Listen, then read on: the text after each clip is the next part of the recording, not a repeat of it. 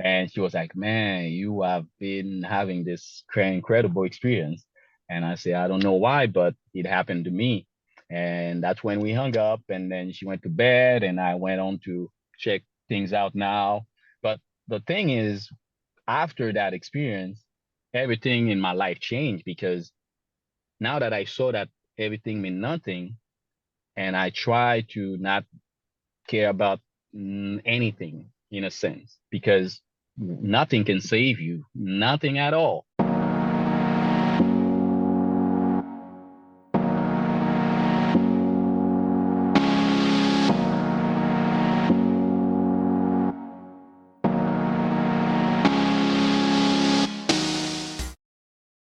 Okay. Hello, everyone. Thank you. Welcome to Ascension Gateway. Thank you for being here. And we're already talking all kinds of awesome stuff. So I'm like, let's get the recorder going right away. So Susan, thank you for being here again. We just talked yesterday. Yeah, I appreciate you being here. And Amira May. Oh my gosh, it's so nice to have you on my channel and talk to you. You are the mastermind behind this project that we are working on together with 14 near-death experiencers. So thank you for being here. Oh, it's a pleasure to be here. Thank you for having me. Would you share a little bit about your project with us, how it came to be, and about the book that's coming out March 21st, and also how people can pre-order as well, our book. Yeah, so this project actually started because of divine intervention, really. I've been having, a lot of downloads and inspired thoughts to start this project for over a year, actually. And I hadn't taken action on it because I was just focused on, paying my bills and doing the things I need to do to survive, on a day-to-day basis. And then one day in September last year, I woke up to no more clients and $0 in my bank account. Like it felt like overnight I had just nothing. And then I decided, well, I could either go and find another client and continue paying my bills and going on as I was doing, or I could do the project that's been put on my heart to do for over a year, which is do a co-author with near-death experiences. And so I decided to, follow my intuition and put my trust and my knowing, in God, in source. And I said, okay, well, I'm going to do it, and I'm knowing that you're going to take care of me. So here I go. And I just reached out to all of you guys, a lot of you, and 14 of you have made it into, being part of this book. And I actually, when I reached out to Elle, I said, hey, I want to do this book. Do you want to be a part of it? And she said, yes. And we got talking about some of the issues that near-death experiences actually deal with, that I didn't really think about at first. Things like they lose their ability to work. Some of them become disabled. Some near-death experiences have certain issues where they cannot function normally anymore. Like one of our authors, Sharon Milliman, she was struck by lightning, and so her brain doesn't work the same anymore. So, and you guys as well, there's certain things that you deal with on a daily basis as a result of your NDEs. And she Elle said, there's certain things that happen, like we get invited onto these shows and onto these major platforms, and we share our stories, and as near-death experiences, we don't really get much apart from that. There isn't a support program for us. There isn't a community for us. There isn't, the help we need on a mental, emotional, spiritual, financial, platform. And I said, well, let's do it. Let's do that. Let's create that. And so together we created NDI, which is the Near Death Institute. And what we do is we provide services in terms of coaching, memberships, mentorship programs. There are coaches and experts that provide their services to near-death experiences who really need them. And there's also a lot of the funding we receive through the projects we do, our co-author projects and so on. a lot of that funding goes towards helping NDEers who need a hand, who need a leg up, whether they may be homeless as a result of their NDE, or they cannot feed their families, or whatever it may be. We do our bit to help them as well. So that's a little bit about how NDI was formed, and the book.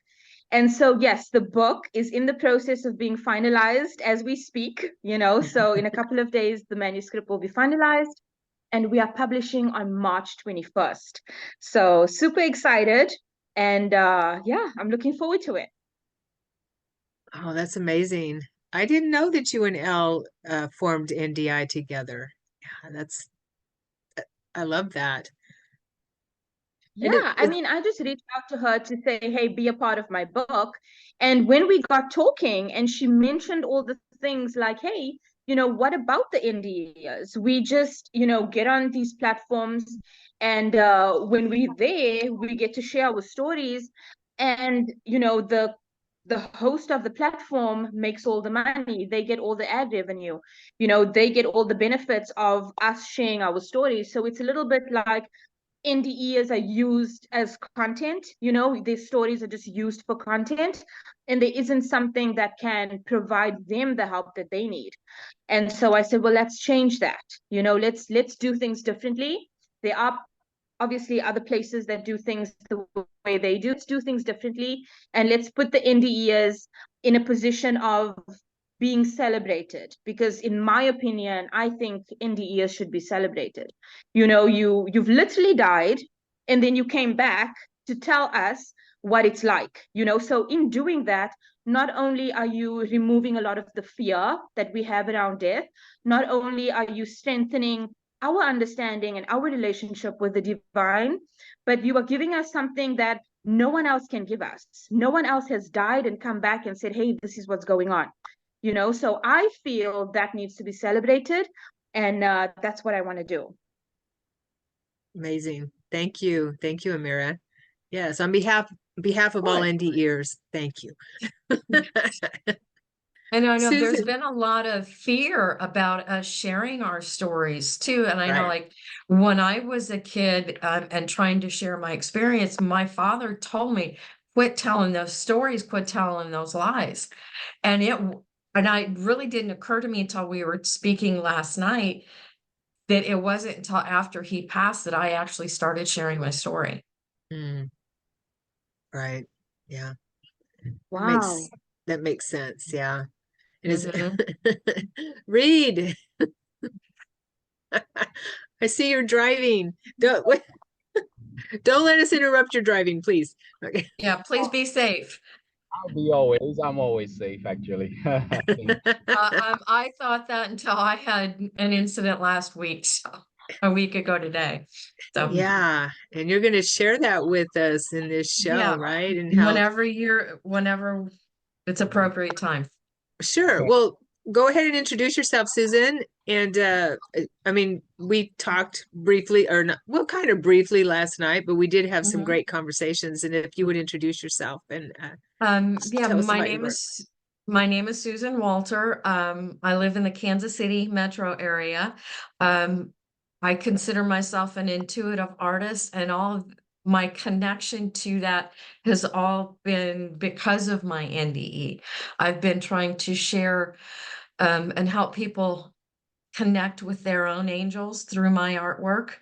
Um, yeah, and just and realizing that there is so much more than we can see with our physical eyes, and help people connect with the divine through art. So I've been doing that for over 25 years now. Nice, nice. And so your NDE was when you were a child, correct? Yeah, I had two, one at the age of 4 and another at the age of 6. That's right. Yeah, Wow. and I was able to see my own angels all the time after that. And then in 97 was when they came and said, okay, it's time for you to start doing your work, so to speak. Those were not the words used, but that's, essentially what it meant, to me, to get on to my purpose. And Oh, yeah, wow. and that's when I started doing angel portraits for people, meaning that I drew one of their personal angels for them. That's amazing. I'm working with Amira to get my book published, my personal book that I've been working on for 10 years, basically about my NDE. And but I'm in the editing phase now. Putting the pieces Congratulations. of yes, thank you. Putting the pieces of the puzzle together so I can get it to you, Amira. And I have a deadline which I need. Yes. So thank you. But I also wrote a children's book that it's still I just have the ending that I haven't finished yet, but I've written most of it, and it's about a little girl who sees angels. Oh, wow. Yeah. So it's a I book would love about to Susan. I know. Well, and myself. And so and all children who see angels, right? Yeah, Yeah, totally. that have those Yeah. so-called imaginary friends. I do not believe any of those are imaginary. Right. Yeah, it Right. can be angels, Wow, you spirit guys. guides. I Mhm. had an imaginary friend too. I didn't know that. Yeah. Yes. Did. Mm-hmm. Isn't that Yes, that could amazing? have been one of your angels or one of your spirit guides. Yes, totally. Wow. I'd love to talk to you about this book, Okay.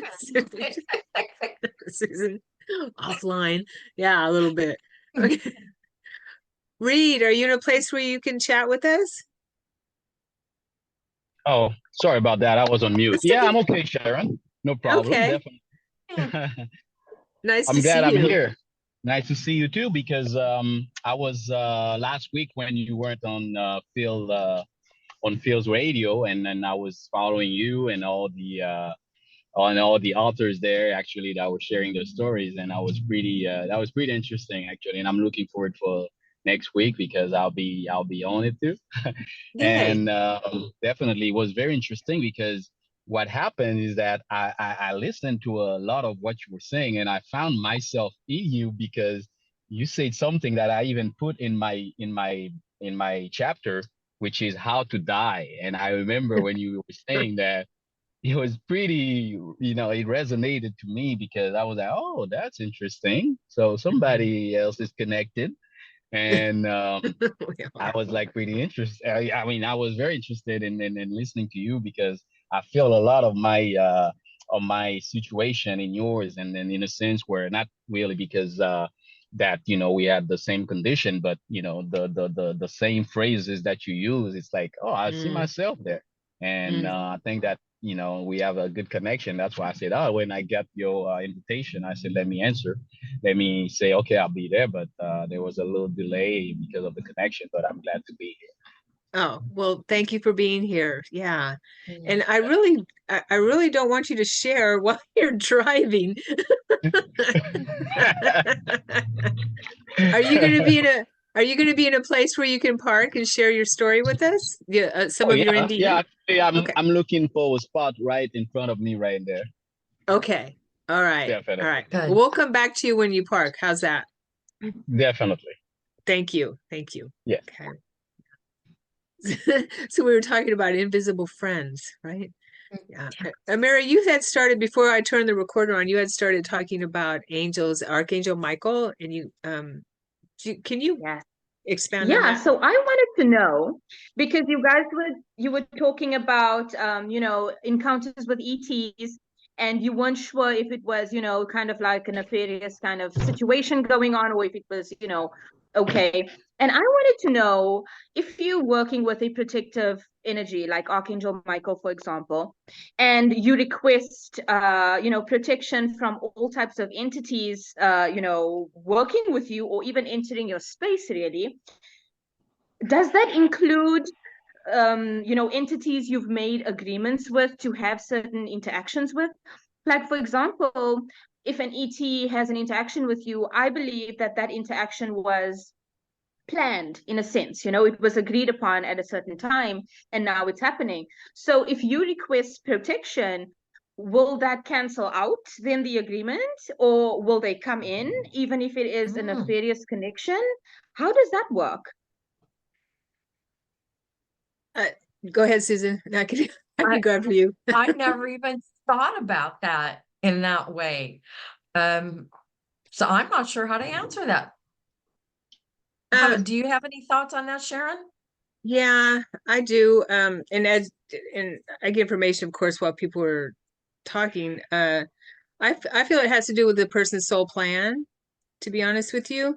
And if their agreement isn't finished, maybe, I mean, I feel that our guides, our angels are always around us. Okay. No matter what is happening, right? Now, I remember that I had a soul plan to go through these programs so that because I was an insider that the higher galactics weren't able to infiltrate the nefarious stuff that was going on from the outside. So there's a lot of us that came in to be inside the program and had to go through the program, whatever that took, right? And so that was part of my soul plan as a star seed. And so coming onto the planet, I had to go through that. Now, when I had my NDE when I was 9, my Jesus, Yeshua told me I didn't have to go back. I didn't have to finish because I was so young. I could have, start over. So he took on the role to where you don't, to protect me if I wanted that protection to leave that plan because I was going through it at that time. And I said, no, I need to go back. So I want to finish. I need to finish. So we have free will, of course, and that was my free will. And he knew what I was going to say anyway, I'm sure. But so I came back to finish that plan at that time. Yeah. So I think it depends on our soul plan, to be honest with you, if that makes any sense. Yeah. Yeah, I think that makes sense because, like you said, we've got free will and we make agreements before we get in here. Like there's a blueprint and there's a plan. And so, unless you want to change that plan, you need to start over. So, if the plan is, to have certain interactions for whatever those reasons may be, then those interactions will happen, whether or not you want them or not, because you've agreed to them. Yeah. Yeah, that makes sense. Wow. Well, I'm parked now. Yay. Okay. Good. Nice. So do you mind sharing a little bit of your near-death experience with us? I mean, we're all working together on this book and we don't Yes, actually know personally each other's experiences too much. you're right. You're right. And definitely it's something that I wanted to share for a long time with, strangers and people that really don't know me that personally. But since it's a subject that's always tend to be on the line of the ridicule, because sometimes it's like the UFO type thing back in the days. Now everybody's talking about UFOs, talking about zombies. Everybody's prepared for anything nowadays.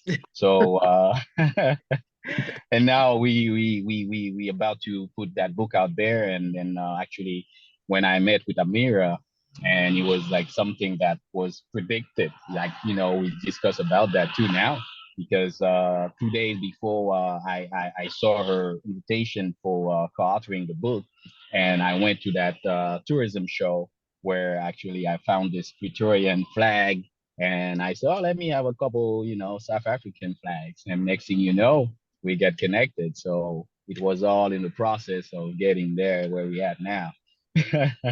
So for me, my NDE is very, very unusual in a sense where there were not nobody around in a sense that can confirm, because it's all about me that when that happened, and that makes it a bit very difficult for people to understand or even believe, and that's why I kept to myself with that story. But I shared it with my very closest circle of people there, and some of them have the same experiences too, the near-death experiences, and some of them I've seen dying. I've seen, gone away from life and came back right in front of my eyes. So I am pretty certain, definitely.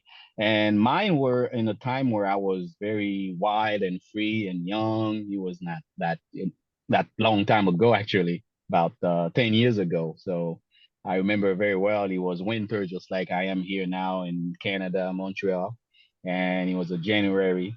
And before that, I was touched by wisdom, to tell you. And it was some feeling that no words can explain, because I woke up, I was high on wisdom. I was high on knowledge. And I was like, I see things. I could see through things, I could comment things, I could talk, I could do a bunch of crazy things. I was like, wow, look at that. I'm a superhero sometimes. But I didn't consider myself as such. But after that, it went a little, astray because I had a fiance. Things happened. We lost a baby, all these things. So after I was kind of mad at life, and I was like, oh, what kind of spleen is that? What kind of situation and all? I was very angry and mad with all that happened because after that we had been separated. So it was a great, great story. And then I remember as I was very angry and mad, I would like cry out to death. I was like, I should die. I want to die. All these things, things people shouldn't do in a sense because nobody really want to die at the end of the day because we all have this connection to the earth, and that prevents us or even keeps us from going far far away from it. Even if we die, we still have that connection to it. But after a couple months of complaining about life, of the situations and all like that, and I remember that night I was with her and she went home and all these things, and I went back to my house too, so because we weren't living together. But I went to sleep as any normal night. So around 5:30 in the morning on that January 10th, 2014, and I was sleeping quietly, normally, but I felt something strange, like the atmosphere completely changed. It was a different scenery, but I saw myself going in that tunnel. Everybody talks about the tunnel, but I was in it. But my first reaction was, that's strange. That I'm in that area. And I was seeing myself with those people in like a type of minivan, like a Westphalia type of van. We were going through that darkness. But I realized that's familiar. Is that the tunnel of death people are talking about? I was like, that's pretty interesting. Interesting. Am I close to dying? So that's when I was doing all these thoughts in my head, and me, my body, and myself laying on the bed. I could feel like I'm fading away, like going away slowly but surely, going away and going away. And at the last moment I was going away, I heard my mom's voice says, "Oh no, we are dead." And that's when I just shut down completely. Like my body just turned off, completely shut off, turned off, cut off. And I was like, oh no, I'm dead. I'm dead. And I saw myself in my living room standing up. I said, what the hell is going on? But I was shocked, but I was happy to tell you. It's like a mixed feelings of that in that situation. I was shocked and I was like happy at the same time because I'm kind of walking both worlds. I was like, that's pretty cool. But then I went to my closet, but I turned, I looked, I saw myself, but I didn't really look at myself lying there because pride wouldn't let me look at myself in that state. And I just look away. I just turn around and check in my closet. But the first thing that hit me when that happened to me is that nothing means nothing anymore. Everything means nothing. So it's like you can't do anything about it anymore. You can go back, you can change anything, you there. And then I was like, well, that's not what I wanted. But anyway, I looked around, I checked my closet, then I realized, wow, this life I had, the that lifestyle, the mundane lifestyle type of the material stuff, everything that I had, they cannot do anything for me right now. And I'm the type of guy that like to dress up nicely all the time, all these things. So I look in my closet, I see all these clothing, all these things. I was like, nothing means nothing. They can save me nothing at all. I see my stuff I own, and I was like, wow, this is not gonna save me. So what happened is that I went to that living room and I saw my books, my library. So that's when I was like feeling sad. I was feeling very, very sad because I lost knowledge. And that's the part that I really realized that I lost because I like books, I like reading, I like do researches. I like to travel, do things, find out about things, investigate things. And for me to have my library and most of these books that I haven't read just because I like, not that like, I know about the book, the author, the title, and I purchased it or I got it somehow, but I never touched them. But I was sad because I never opened them even once. So it touched my heart that I could not, know what was inside that could consider a plus for me in that afterlife, because it's all about knowledge at the end. And I was like, man, I'm very sad. And my heart was like bleeding because I didn't want to leave my library. But in that same span of time, I just like get sucked back into that sphere where I was like traveling, flying, and then experience that great sense of love that all people talk about. And that was the most important to me because that sense of love people really say they feel, that's the real thing because we are surrounded by that great energy of compassion and love. And that was like something I can't even put words into because it's so amazing. But the fear that I had, because as I go in my journey and keep on going and going, because I saw many universes, many worlds, many situations. I was taught a lot of things about the Walking Dead, all this thing. It was crazy. So at some point, I got to be on a stage. I was like, how am I doing on a stage? And they was like, you know what? You're here to bow down. You need to bow down to earth. I say, what you mean bow down to earth? They say, well, you were an actor, you were playing a part, so we ask you to bow down and say your goodbyes. I said, just like that. So no more news, no more CNN, no more killing, no more nothing. I won't hear none of that. It's just done, and I'm done with that. Say, yep, say your goodbyes. And then I remember I bowed down actually, like any, comedian would. And I did, and then this curtain just pulled right there. And it's like I'm going far, far away from Earth. But I missed Earth actually. The feeling of not being here, not seeing these people, this life going, and it was very heart wrenching to leave Earth. But at the same time, I was happy because I was having these abilities, this lifestyle where I mean I could feel all the emotions, all the powers. So it stays there like that. That I say goodbye to Earth, and I went away. But as I was going actually with those guides, which I even see but could feel and then telepathically communicated with me, what happened was that I ended up I mean, me, because I didn't see them, I ended up in front of that massive, massive, massive gate. It was like so surreal and interesting that I was in front of it in awe. I was like, how they built this? This is insane. This is crazy. So as I was like standing there and waiting, but something kept bugging me. And what was that? I was like, why am I not so keen in entering that gate? Because I don't really want to have anybody taking anybody by surprise, with my situation because I was living alone, and then my girlfriend, she was living at her house, at my fiance, and all these things.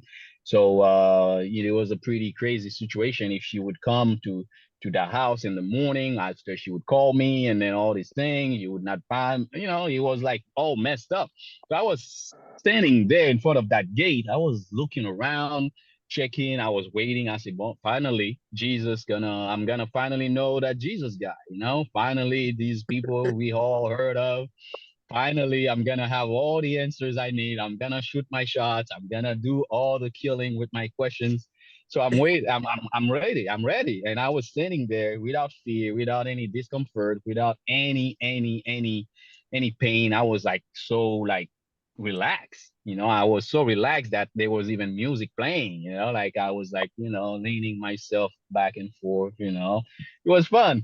But all of a sudden, I said, wait a minute, if I go through that gate, I'm dead for real. I'm gone.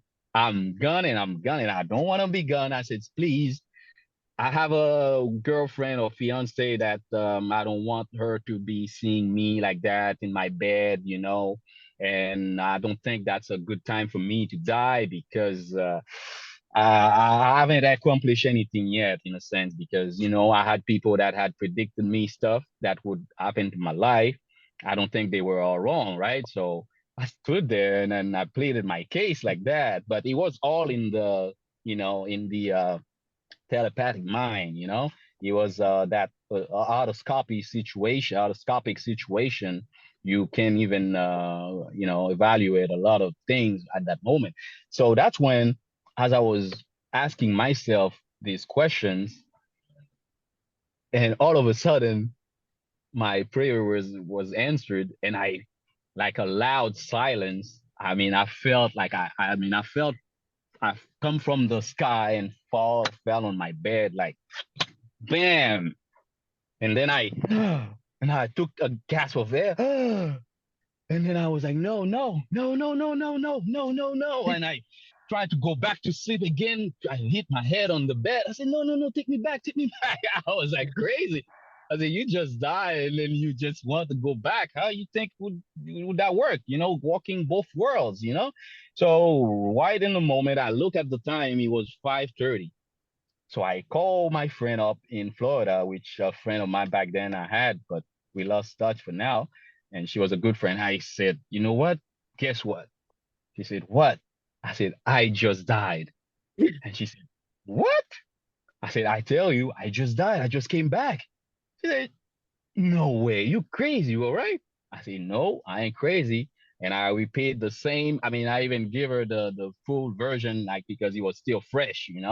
And I told her everything that happened, everything that I saw, people I encountered, things I learned, lesson I learned, where I was in that the massive gates and all like that. Because once you cross that gate, it's not a place to go back from, because you've done, you enter, you done. And then, as I was telling her, you almost lost me. And then we spoke for about 30 minutes, because she was like she worked night shift and she just got home. So I knew, that she was the only person I could call. That's why I called her. And then I explained to her the situation.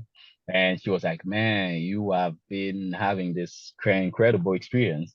And I said, I don't know why, but it happened to me. And that's when we hung up, and then she went to bed and I went on to check things out now. But the thing is, after that experience, everything in my life changed, because now that I saw that everything meant nothing, and I try to not care about anything, in a sense, because nothing can save you, nothing at all. And with that, I try to be more appreciative, and not even try. I am actually, I show my appreciation to everything, towards everybody. And the next thing you know, life been good so far. Change of heart, change of mind, change of perspective, change of plans, change of everything. And I can tell you, it's really the second most amazing experience that happened to me after I was I was blessed with wisdom. Second most, because that cannot compare to when I first encountered wisdom, or when wisdom encountered me, because it was like the most incredible feeling. And then it's like being on drugs, but it's like a divine drug. You get high, and then you see things, you experience things, you just feel like you can be flying. You can fly if you want, but at some point there's some restrictions that we're not able to cross. But yeah, it's the second most great experience I had, and that's why I decided to share it in that book with Amira, because I thought that when we met, it wasn't with our reason, you know. And that's why I said, you know what, let me support and then be part of that. And I'm so glad that I am part of it. I know it can be a bit risky by telling these things. People would think we're crazy or we're just losing it. And just last night, I was watching that documentary, which is called Life, Afterlife, After Death. Sorry, it's called After Death, where these people they share the experiences after they passed away. And then it's so deep and interesting. And there's this doctor which called Michael Sabum, which is like a big name in that field. So I give you the name, Amira, if you ever want to contact him. It's Michael Sabum, Sabom, and he's a lead researcher in that field. And last night I mean, it was like late at night, 11, 12. I was watching the whole thing, 1 hour and 40 minutes. And there's some good correlations that I saw that in that documentary that I would recommend you to, because it's a subject that people don't really understand, and they think that people that had gone through that are crazy and nuts, but in fact people who believe don't know. So that's why I joined, and then I'm very appreciative of that, and thank you for having Oh, wow. Wow is all I can say. Wow. me. That's right. Wow. Wow. Thank you for You're right. sharing that, Rita. I'm speechless. Yes, yes, indeed. And Can that's someone why else say when you something?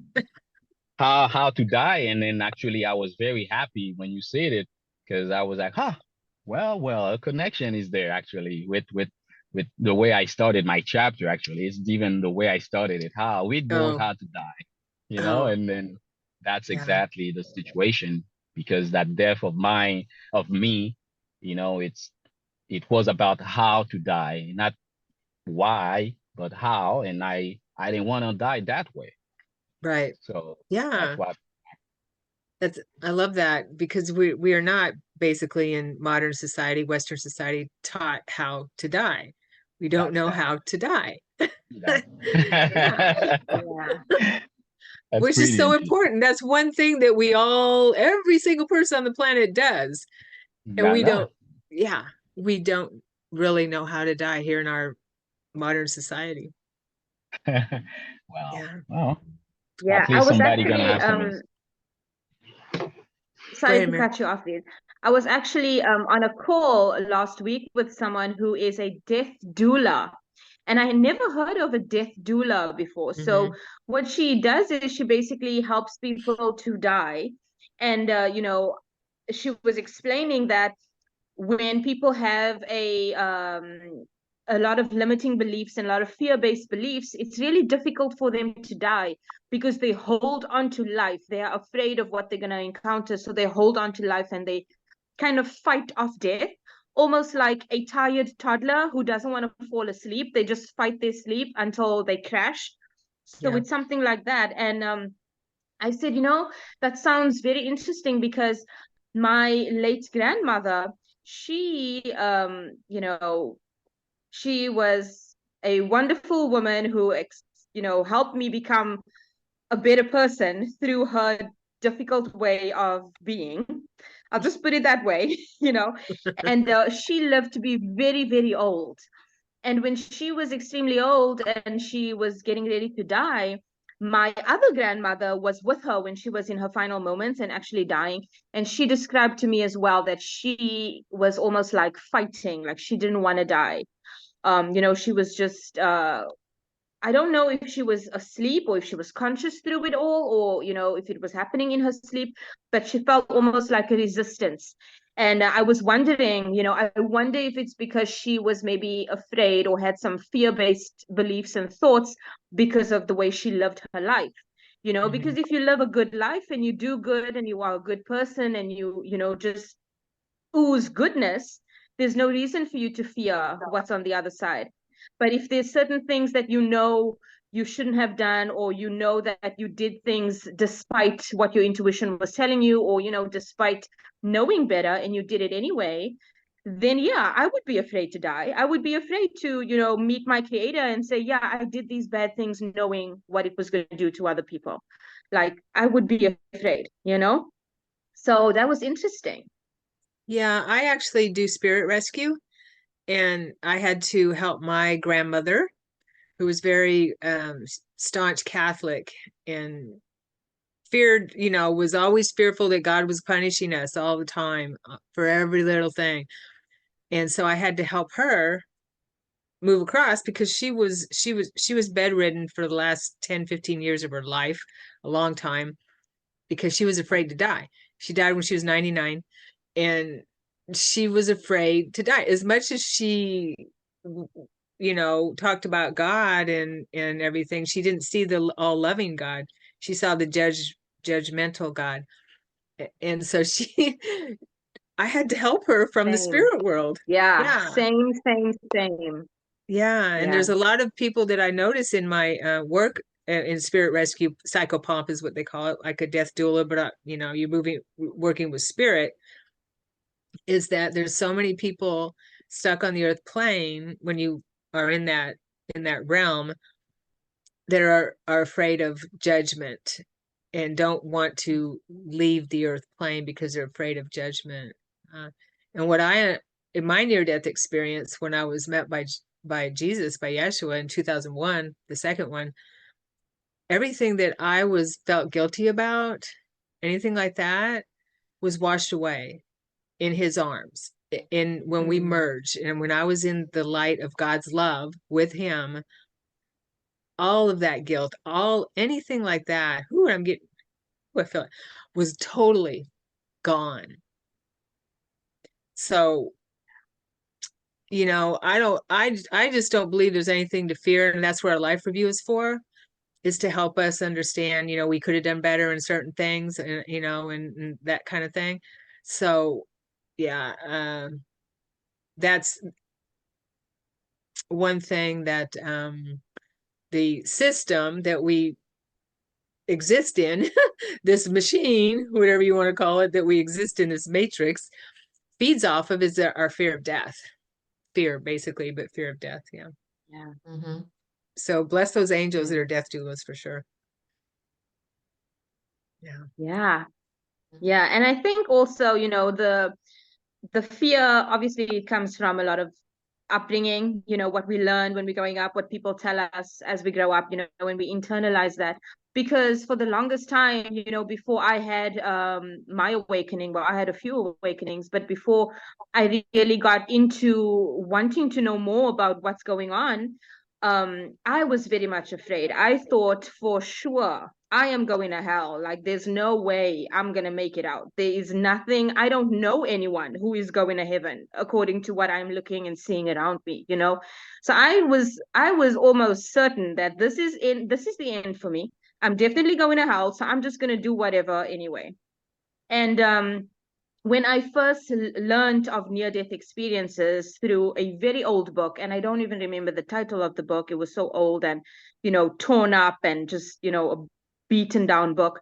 And, the author was describing this amazing, all loving and all accepting God. And I was like, what? How all loving, all accepting, even though I am the way I am? Like, how? And it was almost like a drug, like Reed said, like a divine drug. I became addicted to learning more about near-death experiences and what this is. What are they talking about? How they describe it? And, even though words fall short really of what they want to explain, but you can feel what they're trying to say, in the limited English words that they use. And I was like, well, if God is all loving and all accepting, then I want to be a version of me that I can love and I can accept. And so that's where my journey of self-love even began, because before that I didn't know self-love, I didn't know self-worth. I was probably the worst person ever. Like, I would not be friends with me if I had met me. And so I'm so glad that things worked out the way it did, because I cannot describe to you. It's almost like you wake up one day and you're just in a different world, in a different timeline, and you're just a different version of yourself, and everything looks new. The way you look at the world is just new and fresh. And so it was almost like I was reborn in a sense. So that was really exciting for me. Yeah. Totally. Susan, let's go to you for a moment or two or three. We were talking earlier. Go ahead. Yeah, I was just thinking as, you guys were chatting, one of the things that I don't even remember when or where I heard this, but that the original sin that is really the illusion of the separation from the divine. Or God, or whatever word you want to use. They're just words, it doesn't matter. But yet the what we call God creator is, the most, it's like they love that being loves us like we were their children. Is it in a way we're a part of them. We're connected. Yeah. And how can you, like when you look at your own child or, the people you truly care about, no matter what they do, we still love them and we still care about them. We may not agree with the decisions they make or the things that they do, but we still love them. Yes. Yeah, and we never know what kind of karma they're clearing or releasing by doing some of these things that we don't agree with and we don't understand from our perspective. But there's still a lesson or karma being played out in some way. Yeah, and sometimes we need what I jokingly referred to as the clue by four upside the head to learn some of those lessons. That's what my dad called it. So if you don't listen to your intuition, over and over again, your guidance is telling you something, then sooner or later you get a 2x4 up the head, upside the head. That's what he used to say. It's so We're funny. being offered, scenarios to learn different lessons. And it's like if we don't get it, then they do, they make it a little more difficult, which is, a little more obvious. You need to figure this out one way or another. And sometimes it's about self-love and setting boundaries, because you're also caring for a piece of the divine. And then each and every one of us is a unique piece of the divine. And we have totally and completely forgotten that, and we no longer share that in our culture. Yeah, luckily we are blessed with people speaking out about knowing that and having that experience. That's what near-death experiences are all about. That's why they are so popular out in media, because people want to hear what happens when we die. Right? Yeah, I mean, and it's nothing to fear. Yeah. The life review, it's us looking back on our lives to go, okay, I didn't learn that lesson the way I wanted to. So what can I do better next time? And then we had agree with different people to like, okay, I'm going to give you this opportunity to learn forgiveness, for example. I'm going to harm you or hurt you in some way so that you learn how to forgive. Right. Yeah. And it's up to us how difficult we want to make that. It's that darn free will thing, right? Yeah, I've got firsthand experience with that. Getting difficult We all have. situations so that I can move on. Yeah. Yeah, I call it It's tough when you don't baggage. want to look at it, and say, well, what can I learn from this? You'll always be stuck if you don't look at a situation and take the lessons from it. You'll always be stuck in a victim mentality, and that's really harmful for you. Yeah.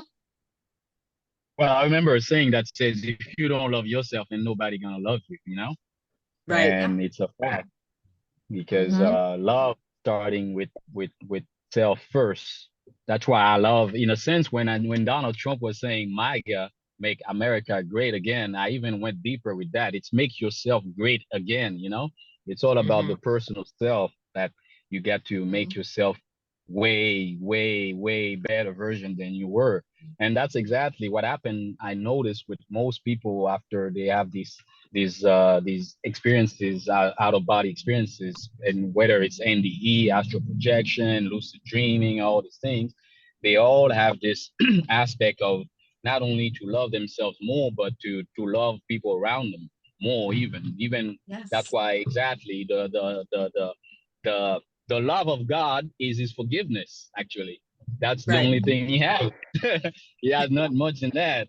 So that's the way he functions. It's the only thing, forgiveness. And that's why when we get these experiences, we are surrounded by that, intense love that people describe all the time, that oh, well, I feel that love, incomparable love, unconditional love, because it's his forgiveness that creates that love actually. And that's one of the lessons I learned when I had my experience, in a sense, because as as I was moving towards life, I was maybe a bad person in a sense too, because I was working in the entertainment industry, and then you know how things can get crazy fast in that world, and then it was getting crazy for me, and then doing a bunch of nonsense, make people do a bunch of nonsense too, and I was like, at some point, why am I doing that, and why am I making him do that to those things, and it didn't make sense, and I cried out, I was mad, angry, and I summoned death, and death showed up to my doorsteps and saying, "Hey, you want the experience? I'll tell you what it is." And that's what exactly. That's why I'm so. Ever since that happened to me, I'm leaning towards um learning more about people that die in their sleep, actually,